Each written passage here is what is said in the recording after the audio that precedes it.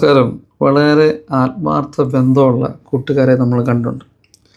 എനിക്കറിയാവുന്ന 2 പെൺകുട്ടികൾ, എനിക്കറിയാം. അതിലൊരു പെൺകുട്ടി എനിക്ക് പേഴ്സണലി അറിയാം. ആ പെൺകുട്ടിയും അവിടെ കൂട്ടുകാരും തമ്മിൽ വളരെ വളരെ വലിയ ഫ്രണ്ട്ഷിപ്പാണ്. ചെറുപ്പം തൊട്ടേ സ്കൂളിലൊക്കെ ഒരുമിച്ചാണ് പഠിച്ചത്.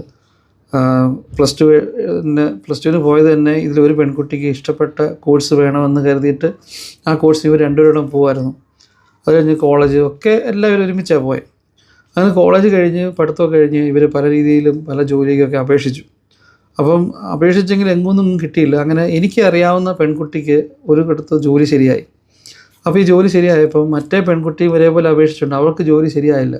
അവർ ഒറ്റ കാരണത്താൽ ഇവൾ അവിടെ ജോലിക്ക് പോയില്ല.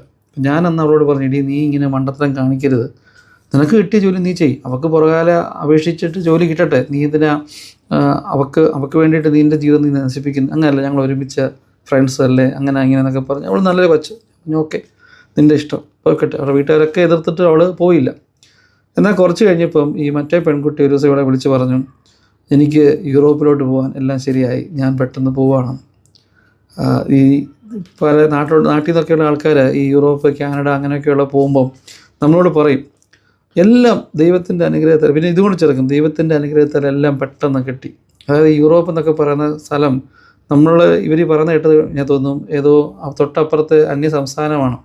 അതായത് ഇന്നലെ പോയി വിസയ്ക്ക് അപ്ലൈ ചെയ്തു, ഇന്ന് വിസ കിട്ടി, ഇന്ന് ഉച്ചയ്ക്ക് ടിക്കറ്റ് എടുത്തു, നാളെ ഞങ്ങൾ പോവാം, ഇങ്ങനെയാണ് പറയുന്നത്. അവരുടെ പറച്ചിലിൻ്റെ ആ ഒരു രീതി കേട്ടാൽ നമുക്ക് തോന്നും ഇങ്ങനെ സംഭവം. യൂറോപ്പും മറ്റു രാജ്യത്തോട്ടൊക്കെ പോകാൻ വേണ്ടിയിട്ട് എന്തോരം പുറകെ നടക്കണമെന്നും എത്ര നാൾ പുറകെ നടന്നു കഴിഞ്ഞാൽ കിട്ടുമെന്നും ഇതൊക്കെ അവർ വിചാരിക്കുന്ന മറ്റുള്ളവർക്കാർക്കും ഇതിനെപ്പറ്റി ഒരു ബോധമില്ലെന്നുള്ള. ഞാൻ പറഞ്ഞു വന്നത്, എനിക്കറിയുന്ന പെൺകുട്ടിക്ക് ഭയങ്കര വിഷമമായിപ്പോയി. കാരണം അത്രയും നാൾ കൂടെ നടന്ന് അവൾ പറഞ്ഞ മറ്റേ പെൺകുട്ടി പറഞ്ഞതിൻ്റെ പേരിലാണ് ഇവർ ഈ കോഴ്സ് പോലും എടുത്തത്.